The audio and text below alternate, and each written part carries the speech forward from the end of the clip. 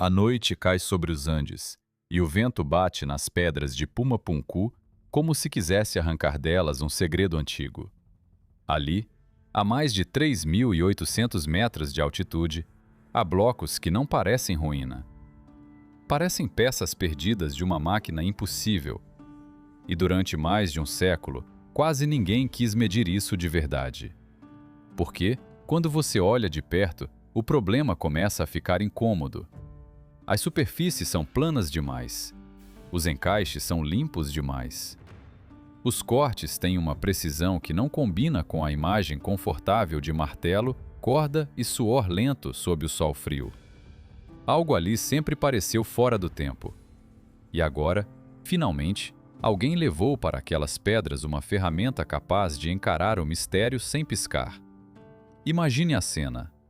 O ar rarefeito, a luz dura do fim de tarde e um equipamento moderno passando sobre uma rocha que já estava ali muito antes de qualquer mapa existir.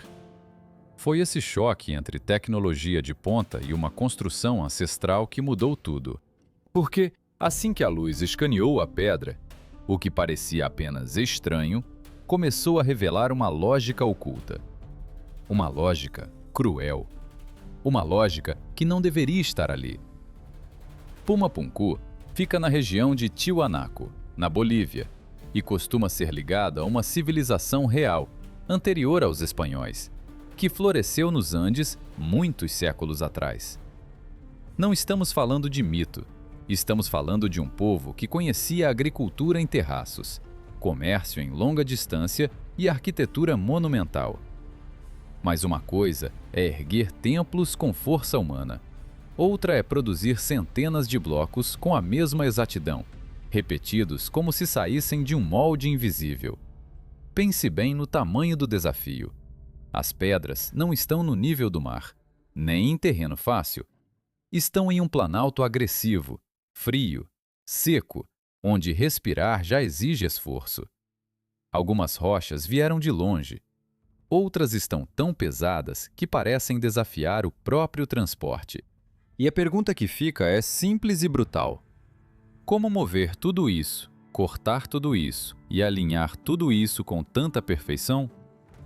Durante décadas, a explicação tradicional tentou responder com ferramentas antigas e mãos pacientes. Blocos arrancados de pedreiras distantes, rampas, cordas, martelos de pedra, cinzéis de cobre. Em teoria, a história parecia funcionar. Na prática, havia um detalhe que sempre atrapalhava. O metal disponível era mais fraco do que a rocha que deveria dominar. Isso não é um pequeno problema, é uma parede. Imagine um homem ajoelhado diante de um bloco escuro de andesito, batendo sem parar com um cinzel de cobre. O som seco ecoa no alto da montanha. A mão dói, o fio gasta, a pedra continua ali. Se o trabalho tivesse sido feito dessa forma, o resultado deveria mostrar marcas grosseiras, irregularidades, cantos cansados.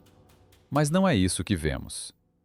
Os blocos de Pumapunku exibem bordas limpas, cortes retos e sulcos internos que parecem desenhados com intenção industrial. E aqui está o ponto que deixou tantos estudiosos desconfortáveis.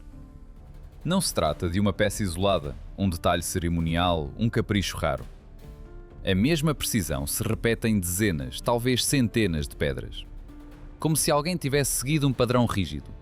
Como se houvesse uma linguagem técnica gravada no próprio material. Um engenheiro austríaco-boliviano chamado Artur Poznański passou décadas observando esse lugar. No início do século passado, ele defendeu datas muito antigas para o complexo e essa parte de sua teoria foi rejeitada. Mas as pedras, essas continuaram ali. Silenciosas e difíceis de explicar. E foi justamente esse silêncio que alimentou o fascínio por tanto tempo. Agora feche os olhos por um instante e visualize a superfície de uma dessas rochas. Não uma parede comum, não um muro quebrado pelo tempo. Veja uma face quase lisa, com ângulos tão definidos que parecem ter sido feitos ontem. Veja um sulco estreito, contínuo, uniforme, como se uma máquina tivesse deslizado por ali. É essa aparência que sempre incomodou. Por que ela não combina com a história que foi contada? Um pesquisador moderno, Christopher Dunn, olhou para essas mesmas pedras com a mente de quem conhece tolerâncias precisas e sistemas de alta exigência, e chegou perto da mesma inquietação. O acabamento ali parecia exigir mais do que o conjunto de ferramentas que, em tese, existia naquele mundo antigo. Essa é a fratura no centro do mistério. Não é só o tamanho, é o nível de acabamento. E então vem a parte logística, que torna tudo ainda mais pesado. As pedreiras mais próximas ficam a uma distância difícil, atravessando desníveis, ravinas e encostas duras. Alguns blocos de arenito vermelho eram enormes, pesados o bastante para fazer qualquer transporte parecer uma batalha. E tudo isso foi feito num lugar onde o ar é fino, o corpo cansa rápido e cada esforço cobra um preço imediato.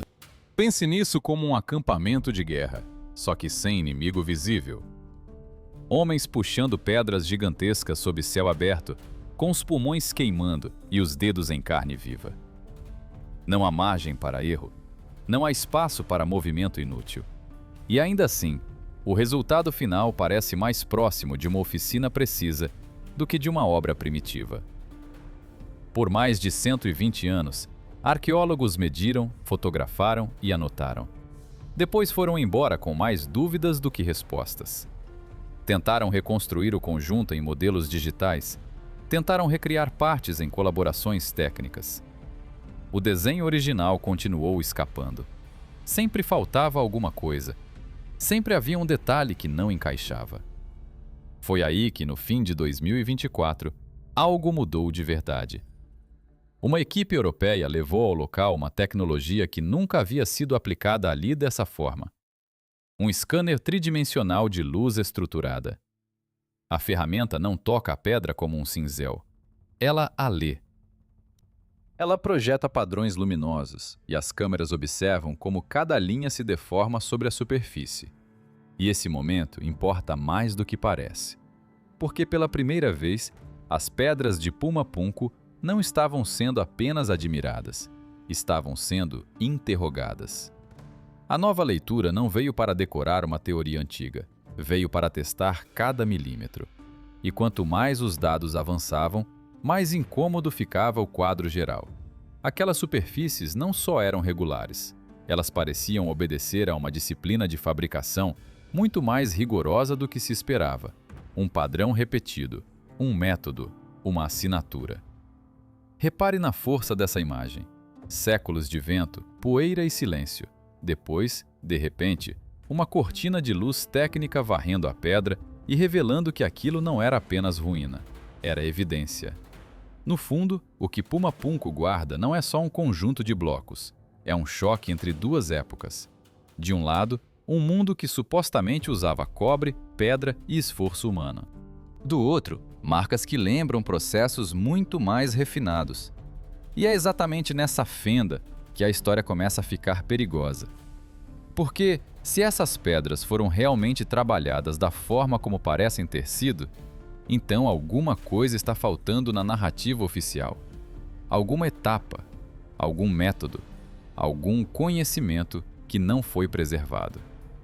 E agora, pela primeira vez, temos uma ferramenta capaz de mostrar o que os olhos sozinhos sempre suspeitaram. O scanner tocou a pedra. E a pedra respondeu. Ao comparar o desenho projetado com a distorção observada, o sistema consegue ler a superfície como se estivesse tocando a própria pedra por dentro. E faz isso com uma precisão brutal. Até o 10º de milímetro. Quase nada. Menos do que a espessura de um fio de cabelo. Para qualquer oficina moderna, isso já seria um ajuste de respeito. Para uma pedra antiga, no alto do Planalto, é outra história. Veja bem o tamanho desse choque. Os investigadores não escolheram qualquer bloco ao acaso. Eles foram direto às superfícies planas das grandes plataformas de pedra, aquelas que parecem ter servido de base para o piso. Depois, focaram nos famosos blocos em forma de H. São as peças mais estranhas do local, as mais difíceis de explicar sem recorrer a uma linguagem muito cuidadosa. E foram justamente nelas que surgiram os sinais mais inquietantes.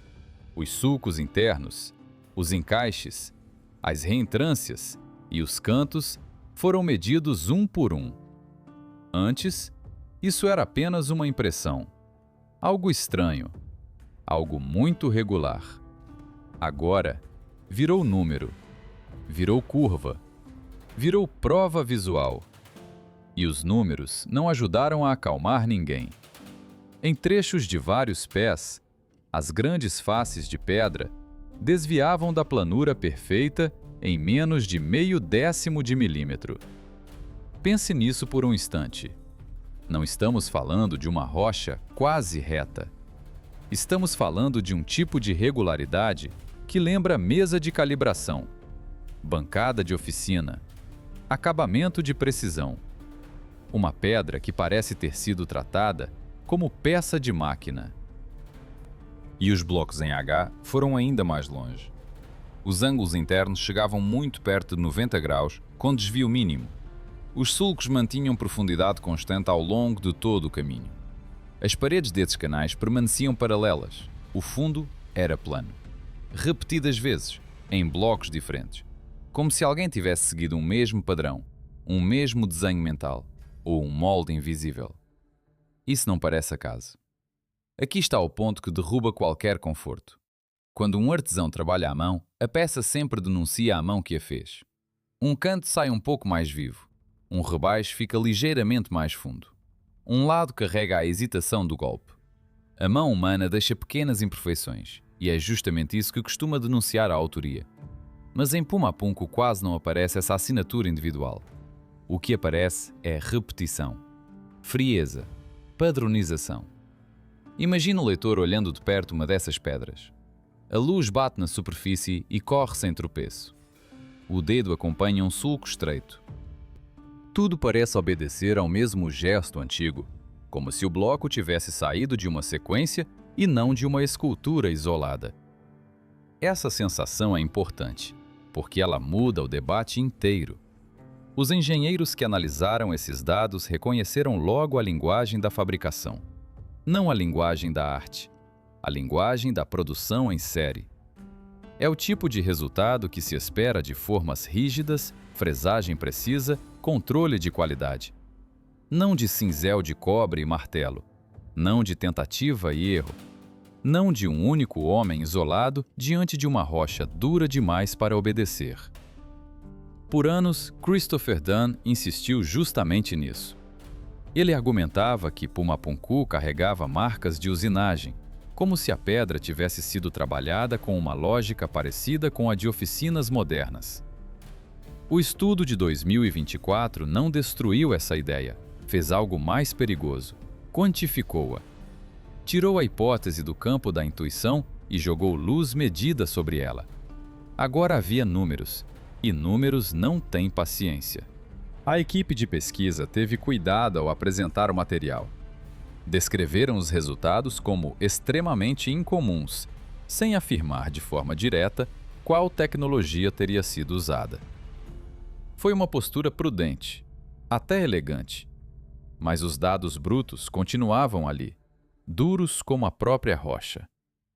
Ou a cultura de Tiwanaku dominava um nível de precisão muito acima do que a arqueologia convencional aceita, ou a versão padrão da história deixou de fora alguma peça essencial desde o começo. Não existia meio-termo confortável. Repare como isso prende a investigação no detalhe mais simples e, ao mesmo tempo, mais desconcertante. Uma superfície de pedra que se comporta como componente industrial. É aí que o mistério realmente aperta, porque a questão já não é apenas o que isso parece. A questão passou a ser como isso foi feito. Os blocos em H são o centro dessa estranheza. Cada um foi talhado de um único bloco de andesito. Por fora, a forma lembra a letra H, com duas saliências verticais ligadas por uma faixa central. Mas essa simplicidade engana. Por dentro, há superfícies planas encontrando outras superfícies sob ângulos muito exatos. Há sulcos paralelos. Há cavidades pensadas para se encaixar em pedras vizinhas. Há ressaltos que não parecem decorativos, mas funcionais. Pausa aqui e visualize isso com clareza. Não é uma pedra solta. É uma peça que quer se agarrar a outra, como se cada bloco conhecesse o lugar do seguinte, como se tudo tivesse sido pensado para travar, não apenas para empilhar. Sem argamassa, sem cola, sem o tipo de fixação que qualquer pessoa espera ver numa construção antiga. A própria geometria segura tudo junto. E foi aí que a repetição se tornou ainda mais perturbadora. Quando vários blocos foram medidos, os tamanhos coincidiram com uma uniformidade quase irritante. Não era o tipo de semelhança que surge quando artesãos muito bons repetem um gesto com cuidado. Era algo mais duro, mais limpo, mais industrial. Como se as peças tivessem saído de um mesmo plano técnico, de uma regra comum, de um processo capaz de reproduzir componentes quase idênticos até a fração de milímetro. Uma peça feita à mão sempre carrega pequenas diferenças. É inevitável. Um lado é um pouco mais vivo, outro é um pouco mais torto. O acabamento revela a pessoa. Em Puma Punku, isso quase desaparece. Em vez da marca do indivíduo, aparece a marca do sistema. E sistema aqui é a palavra que muda tudo. Se você quiser enxergar a força desse detalhe, imagine dezenas de blocos alinhados no chão frio, todos obedecendo ao mesmo desenho, todos repetindo as mesmas proporções, como se tivessem sido pensados para uma montagem muito maior do que conseguimos ver hoje. Não era apenas pedra, era padrão.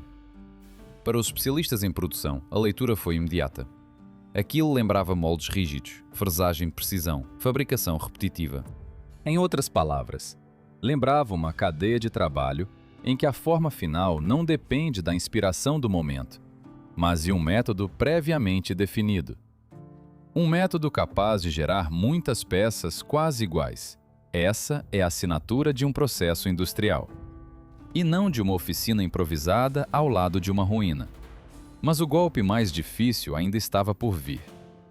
Porque tudo isso se apoiava apenas no que estava visível na superfície. Quando a tecnologia de varredura avançou para dentro da pedra, a história começou a ficar mais estranha. É aqui que a pedra deixa de ser silêncio e começa a falar. Dentro daqueles blocos havia algo que não deveria estar lá. Geometrias internas, planos, cortes e relações de encaixe escondidos no corpo do andesito. Não eram marcas aleatórias de fratura. Não pareciam rachaduras naturais.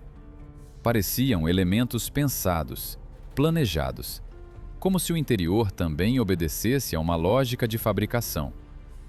E isso leva o enigma para um território ainda mais escuro. Porque não basta uma face externa perfeita, não basta um sulco regular.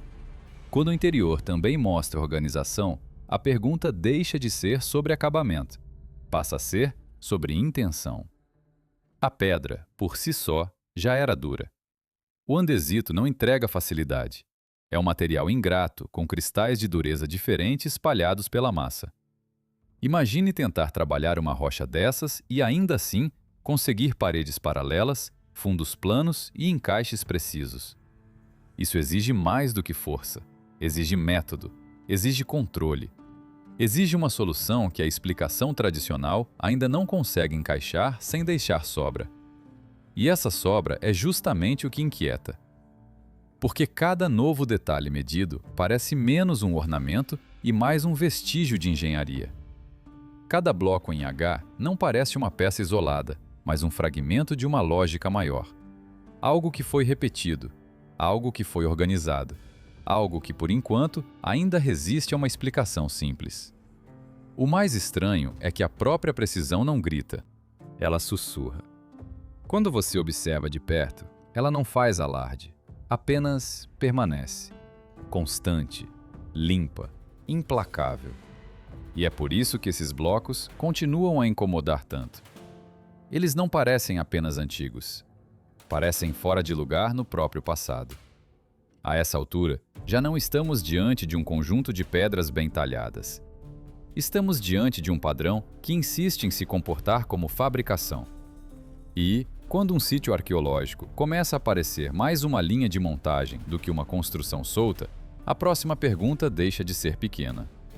A pergunta passa a ser: quem, exatamente, podia fazer isso? Quando uma pedra é cortada à mão, os cristais mais duros resistem primeiro. E é aí que nasce o problema. Surgem microfissuras, bordas imperfeitas, um toque áspero que a polimento nenhum elimina por completo. Num andesito trabalhado por mãos humanas, isso costuma aparecer. Sempre aparece. Veja isso com atenção na sua mente. Por isso o resultado do escaneamento de 2024 causou tanto impacto. As estruturas cristalinas surgiram limpas, quase recortadas por uma lâmina invisível. Como se os pontos mais duros não tivessem oferecido mais resistência do que o material ao redor. Num bloco comum, isso não é o que se espera ver. Não daquela forma. E aqui está o detalhe que muda tudo. Em oficinas modernas, esse tipo de acabamento exige corte a laser, jato de água abrasivo ou máquinas computadorizadas guiadas com mão de ferro. Não há nenhum investigador sério dizendo que os antigos habitantes de Tiwanaku tinham esse tipo de equipamento. Não é essa a questão. A questão é outra, muito mais incômoda. O resultado final mede, compara e insiste em parecer industrial. Isso não é impressão. É dado. É algo que pode ser repetido. Pode ser conferido por mãos diferentes, em lugares diferentes, sem depender de crença. E quando isso acontece, Puma Punku deixa de ser apenas um enigma arqueológico. Torna-se uma anomalia de engenharia. Uma anomalia que nenhuma explicação tradicional conseguiu engolir por inteiro. Pense nisso por um instante. Um detalhe fora do lugar pode ser ruído, uma falha isolada pode ser acidente. Mas quando a mesma precisão reaparece em dezenas e dezenas de pedras sob medições diferentes, a conversa muda de tom. Já não se trata de um desvio, trata-se de um padrão. E padrão pede resposta. O escaneamento de 2024 não serviu apenas para reforçar a fama do lugar. Ele expôs algo mais desconfortável.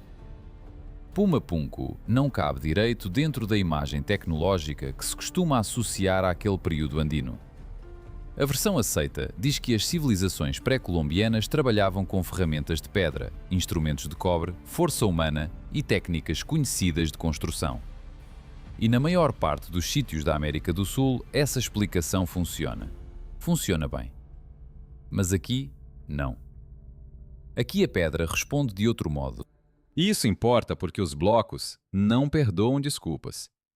Ferramentas de cobre, por melhores que sejam, não entregam um encaixe com folga de 0,05 milímetro. A matéria não coopera assim. O braço humano também não. Nenhum mestre, por mais talentoso, consegue repetir a mesma perfeição em centenas de peças independentes sem deixar alguma variação, algum cansaço, alguma marca. Veja essa imagem.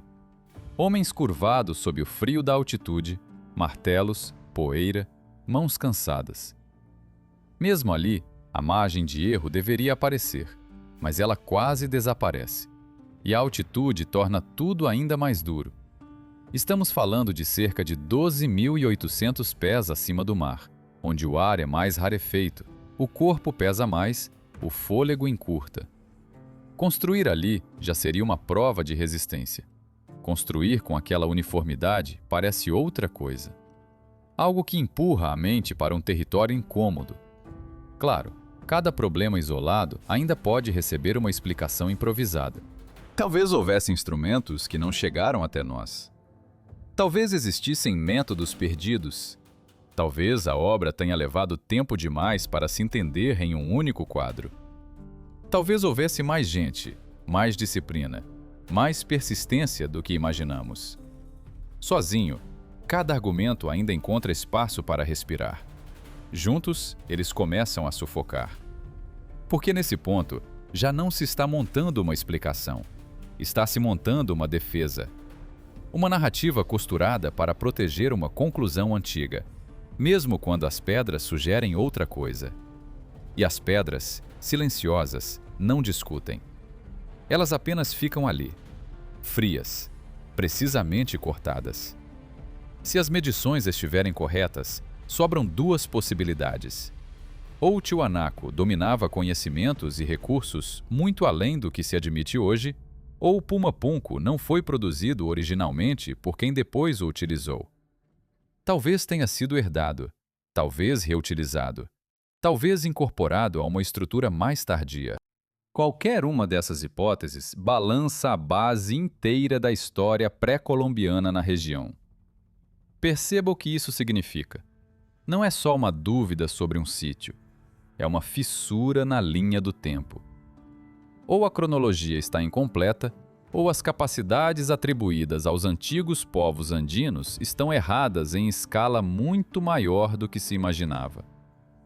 E é justamente por isso que tantos visitantes sentem algo estranho ao caminhar entre aquelas pedras. Eles não precisam conhecer medições para perceber o conflito. Há um nível de trabalho nas terras, nas muralhas e nas esculturas monumentais que combina com Tiwanaku. É sólido, impressionante, ainda que compreensível. Mas existe outro nível, um nível quase agressivo na precisão. Pare e imagine um bloco em forma de H, reto como metal fundido. Imagine a superfície tão plana que a luz parece escorrer por ela sem encontrar relevo. Imagine duas peças se encontrando sem espaço para uma lâmina de faca. Isso não parece apenas cuidado, parece uma linguagem diferente. Quando dois níveis tão distintos de execução convivem no mesmo local, a explicação mais simples é que não nasceram do mesmo contexto técnico. Não se fala apenas de pedreiros diferentes. Fala-se de capacidades diferentes. Talvez até de épocas diferentes. E essa possibilidade, por si só, já faz o lugar deixar de ser estável. Foi isso que os números revelaram. Não um detalhe curioso, não um luxo acadêmico. O colapso de uma estrutura interpretativa que parecia segura demais. Agora, volte mentalmente por um momento à poeira fria sobre aquelas pedras. Porque o próximo passo da história não começa na rocha. Começa no silêncio em torno dela. Se você seguir a história acadêmica de Puma Punku ao longo de mais de um século, verá um padrão ainda mais perturbador. O debate quase nunca girou apenas sobre os blocos. Girou sobre como eles foram tratados. E, mais ainda, sobre o que foi evitado. As anomalias de alta precisão em Puma Punku são descobertas recentes. Christopher Dunn publicou medições na década de 90, e isso abriu uma porta que não fechou mais. Mas a reação ao tema foi imediata. Alguns olharam para os números, outros olharam para o risco. Porque aceitar aqueles resultados não era só aceitar um sítio difícil, era mexer numa história inteira. E ali começou outro tipo de batalha. Não no canteiro de obras, na interpretação. Outros engenheiros registraram as mesmas anomalias durante décadas inteiras. Arthur Poznansky já mostrava preocupação séria nos anos de 1910. A cada geração, os mesmos sinais voltavam a aparecer. E, a cada geração, a resposta era quase idêntica. Primeiro, vinha o desvio de atenção. Depois, o rótulo fácil. Quando alguém apontava uma superfície perfeita demais, ou uma geometria que parecia impossível, logo surgiam as palavras que enterram qualquer conversa. Pseudociência, especulação, fantasia. E, quase sempre, a conversa era empurrada para o mesmo lamaçal. Extraterrestres, Atlântida, civilizações perdidas. Como se juntar as medições sérias às teorias mais extravagantes fosse uma forma elegante de evitar o problema real. Não era. Era um truque. Porque os dados nunca falaram de discos voadores. Os dados falam de planos, de ângulos, de sulcos, de cortes e de precisão. Falam da pedra. Só da pedra. Pense nisso com calma. Uma coisa é discutir quem construiu. Outra, bem diferente, é medir o que foi construído. A pedra não inventa histórias. Ela só entrega o que tem diante da luz. E durante mais de um século, essa diferença foi sendo apagada. Foi assim que se formou uma espécie de paralisia institucional em torno de Puma Punku. A arqueologia tradicional muitas vezes evitava tocar nas anomalias, não por falta de material, não por falta de instrumentos, mas por medo de parecer simpática às versões mais sensacionalistas. Do outro lado, a chamada ciência alternativa fazia o movimento oposto. Admitia que havia algo estranho, mas pulava depressa demais para conclusões sem lastro. Resultado? Um lado calava, o outro extrapolava. E no meio ficavam as medições. Sozinhas. Imagine a cena. Um pesquisador diante de uma laje fria, com o bloco coberto de poeira fina e o vento cortando o platô. Ele aponta a régua, olha à superfície, mede de novo. O número volta limpo, sem drama, sem ornamento. E isso é justamente o que incomoda. Esse bloqueio teve consequências bem concretas. Pedidos de financiamento para análises mais profundas em Puma Punku passaram a enfrentar resistência pesada. Projetos inteiros morriam na etapa da revisão, não porque faltasse relevância, mas porque a pergunta já chegava contaminada. Até estudantes de doutorado ouviam conselhos velados. Melhor não prender a carreira a esse assunto. Melhor escolher um tema mais seguro. Um tema que não arranhe o prestígio da universidade. A mensagem era clara. Havia coisas que podiam ser estudadas e havia coisas que, mesmo medidas, não deviam ser levadas longe demais. Por isso, muitas pesquisas sobre o corte da pedra acabaram publicadas em revistas de engenharia, não de arqueologia. O campo arqueológico empurrava o tema para a margem, como se ele estivesse quente demais para as mãos. E quanto mais longe ficava do centro, mais fácil era fingir que não existia. Agora imagine o que aconteceu em 2024, quando uma equipa europeia levou ao sítio a tecnologia de escaneamento com luz estruturada. O equipamento estava ali. O método existia. As ferramentas estavam prontas havia anos. O que faltava não era capacidade. Faltava coragem institucional. Porque medir é simples. O difícil é aceitar o que a medida obriga você a perguntar. Era mais seguro deixar Puma Punku numa névoa confortável, onde tudo permanecia no campo das opiniões. Ali, as discussões podiam virar filosofia de corredor. Ninguém precisava encarar números. Mas o escaneamento rompeu esse silêncio antigo. Quando os valores aparecem na folha, eles ganham peso. Já não podem ser afastados com ironia. Podem ser discutidos, podem ser contestados, podem até ser reinterpretados, mas não desaparecem. É aqui que a história deixa de ser apenas arqueologia. Ela vira crise de controle. Porque no instante em que essas medidas vieram a público, a discussão saiu dos gabinetes e foi para um território muito mais selvagem. Fóruns, podcasts, vídeos de investigação, redes sociais. E naquele ambiente, os dados começaram a misturar-se com tudo o que há de mais improvável. De um lado, pessoas sérias tentando entender. Do outro, vozes ansiosas por transformar qualquer detalhe em espetáculo. O sinal e o ruído passaram a andar juntos. E quando isso acontece, o público comum já não sabe mais onde termina a pergunta legítima e onde começa a fantasia. Veja bem, o problema não é a existência de teorias absurdas. O problema é que elas servem como cortina de fumaça. Se a conversa for empurrada rápido demais para o campo do ridículo, ninguém precisa enfrentar a geometria real das pedras. E a geometria é o que sobra.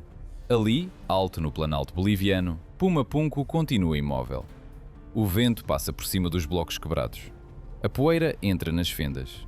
A luz da manhã bate nas arestas como uma lâmina pálida. E o lugar continua ali, como se guardasse uma disciplina antiga que ninguém conseguiu quebrar. Agora volte comigo e visualize uma superfície de pedra sob luz forte. Não uma superfície qualquer. Uma que parece ter sido trabalhada com uma paciência quase cruel. Lisa demais. Regular demais. O tipo de detalhe que não chama a atenção de imediato, mas volta à cabeça depois. É isso que os exames colocaram na mesa. Sabemos onde o complexo está. Sabemos que fica a uma altitude extrema, perto do lago Titicaca. E não longe do centro de Tiwanaku. Sabemos também que o material orgânico associado aponta para uma atividade principal entre os séculos 4 e 9 da nossa era. Esse é o chão firme. A partir daí, entram as anomalias. As superfícies quase sem desvio. os ângulos internos, que fogem muito pouco da geometria ideal, os sulcos, que mantêm uniformidade entre blocos diferentes, a repetição, que parece mais própria de uma oficina do que de um conjunto improvisado. E isso importa, porque obriga qualquer observador honesto a separar duas coisas. Uma é a narrativa, outra é o objeto. A narrativa pode ser bonita, agressiva, sedutora. O objeto permanece mudo. Ele não escolhe o lado, não defende tese, não pede aplauso. Apenas conserva traços que podem ser lidos por quem tiver olhos e paciência. O que acontece, então, quando uma civilização antiga deixa marcas com esse grau de exatidão? Como explicar uma precisão que parece feita para sobreviver ao tempo? Não estamos falando de uma pedra qualquer deixada ao acaso. Estamos falando de peças que sugerem trabalho deliberado, repetição controlada, intenção. Repare na palavra, intenção. Isso muda tudo, porque a partir desse ponto já não basta perguntar se houve habilidade. É preciso perguntar que tipo de habilidade, com que ferramentas, sob que organização e para servir a quê. E cada uma dessas perguntas abre outra porta, mas nem todas levam a uma resposta confortável. Há também o detalhe mais incômodo de todos. O que vemos hoje pode ser só parte de algo maior. O sítio parece inacabado, desmontado ou violentamente arruinado. E, quando um lugar apresenta esse tipo de estado, a leitura fica mutilada. Como montar um cadáver antigo quando faltam ossos inteiros? É por isso que as medições recentes têm tanto peso. Elas não resolvem o enigma, mas impedem que o enigma seja tratado como lenda de esquina. Uma superfície com esse nível de regularidade não é um enfeite de imaginação. Ela exige explicação. Imagine o silêncio de um laboratório depois que a leitura aparece na tela. Ninguém fala por um instante. O técnico olha o colega. O colega volta os olhos para a pedra. E por um segundo, todos entendem a mesma coisa. Aquilo é real. E se é real, então a discussão antiga já não pode continuar da mesma forma. Não se trata mais de escolher entre crer ou zombar. Trata-se de encarar um conjunto de marcas que o tempo não conseguiu apagar, embora tenha enterrado quase tudo ao redor. A verdade mais dura é essa. Quanto mais medimos Puma Punku, mais estreito fica o espaço para a desculpa fácil. E, ao mesmo tempo, mais evidente se torna o abismo entre aquilo que foi construído e aquilo que hoje conseguimos explicar. No alto do Planalto boliviano, os blocos continuam ali, imóveis, como se tivessem sido largados ontem. A luz fria bate nas arestas e a pedra parece guardar um segredo antigo. O mais inquietante é isto. Nós já medimos tudo, e mesmo assim, quase nada foi resolvido. Ainda não sabemos se Puma Punku foi obra exclusiva da civilização de Tiwanaku, ou se herdou algo mais antigo. Também não sabemos se a datação por carbono mostra a construção original ou apenas uma ocupação posterior. Isso muda tudo, porque uma coisa é datar um lugar, outra, muito diferente, é entender quem o ergueu primeiro. Pense nisso por um instante. Vemos os blocos cortados com precisão, encaixes que parecem feitos para obedecer a uma ordem severa, e um silêncio que atravessa séculos. A pedra está lá. A explicação, não. O descompasso é que assusta. Sabemos com exatidão o peso, o formato, a posição de cada peça. Mas o que realmente importa permanece fora do alcance. Sabemos medir o mundo. Ainda não sabemos decifrá-lo por inteiro. Quando os Incas encontraram as ruínas, muito depois da queda de Tiwanaku, atribuíram aquelas estruturas a seres divinos. Hoje, muitos descartam isso como mito. Mas talvez os Incas tenham percebido algo que nós perdemos. Não é preciso imaginar deuses levantando a pedra com as próprias mãos. Basta admitir outra possibilidade, mais desconfortável. Quem construiu aquilo pode ter dominado recursos, técnicas e conhecimentos tão acima do seu tempo que, para os olhos posteriores, parecia outra espécie de poder. E isso nos coloca diante de um problema maior. Talvez o sobrenatural tenha sido apenas o nome dado àquilo que ainda não cabia na linguagem humana. Repare bem na cena. Um homem antigo diante de um bloco gigantesco, olhando cortes tão retos que quase ferem a vista. Ao redor, vento seco, céu pesado. Nenhuma máquina, nenhuma explicação simples. Só a presença brutal de uma inteligência desaparecida. Ao longo da história, a arqueologia já errou mais de uma vez sobre o passado humano. Durante muito tempo, acreditou-se que os maias não sustentariam grandes centros urbanos. Então, as selvas foram abertas pela tecnologia e as cidades escondidas apareceram. Também se subestimou, durante séculos, a precisão dos antigos gregos em mecanismos complexos. E o Egito Antigo foi reduzido por muito tempo a uma imagem menor do que realmente foi. Depois, os exames mudaram a conversa. Puma-Punku pode ser a próxima correção dessa longa arrogância. Não estamos falando de alienígenas. Não estamos falando de energia mística. Estamos falando de uma hipótese muito mais séria e muito mais dura de aceitar. Em certos lugares, em certos períodos, o ser humano pode ter ido muito além do que hoje imaginamos possível. E talvez isso tenha acontecido sem deixar um manual, sem deixar um registro completo, sem deixar ninguém para explicar depois. Os blocos não se importam com nossas teorias. Eles continuam no altiplano, expostos ao frio, à poeira e ao tempo. Mantém as medidas, mantém os ângulos, mantém o silêncio. E é justamente aí que mora o golpe final. Porque as pedras já disseram o suficiente para destruir certezas antigas. O que falta não é medir de novo.